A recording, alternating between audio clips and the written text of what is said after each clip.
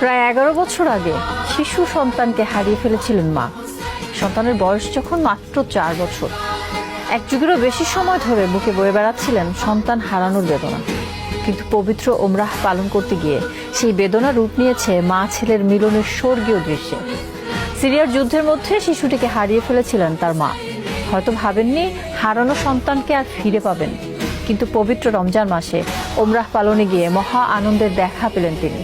মা ছেলের দীর্ঘ বিচ্ছেদের পর যখন দেখা হয়, তখন সৃষ্টি হয় এক স্বর্গীয় দৃশ্যে।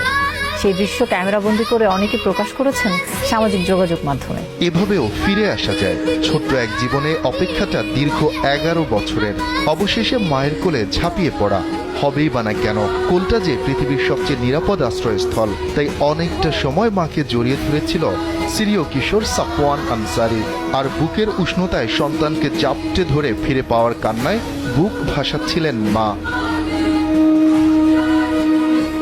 জানা যায়, সিরিয়ায় গৃহযুদ্ধ শুরুর কয়েক বছর পর ভয়াবহ বোমা হামলার শিকার হয় সাফওয়ানের পরিবার। নির্বিচার হামলায় ধ্বংস হয়ে যায় তাদের গোটা গ্রাম। নিহত হয় শত শত মানুষ, আহত হয় তার পরিবারেরও বেশ কয়েকজন, যারা হাসপাতালে আবারও একত্রিত হন। তবে আর পাওয়া যায়নি ছোট্ট সাফওয়ানকে।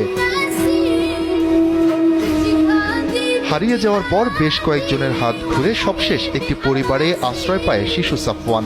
তারা নিজেদের সন্তানের মতোই তাকে বড় করে। চলতি রমজানে ওমরাহ পালনে সৌদি আরবে যান ওই দম্পতি। ভাগ্যক্রমে একই সময় ওমরাহ করতে আসেন সাফওয়ানের মা। সেখানে নাটকীয়ভাবে দেখা হয় তাদের।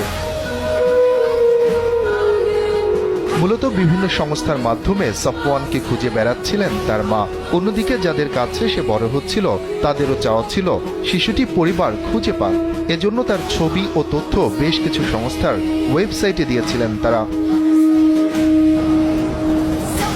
সংস্থাগুলো যখন মা ছেলের পরিচয় শনাক্ত করতে সক্ষম হয়, তখন উভয় পরিবারই মক্কায় ওমরাহ পালন করছিলেন। বিষয়টি তাদের জানানোর পর আয়োজন করা হয় পুনর্মিলনের। অবশেষে দীর্ঘ 11 বছরের অপেক্ষা ঘুরছে মা ছেলের।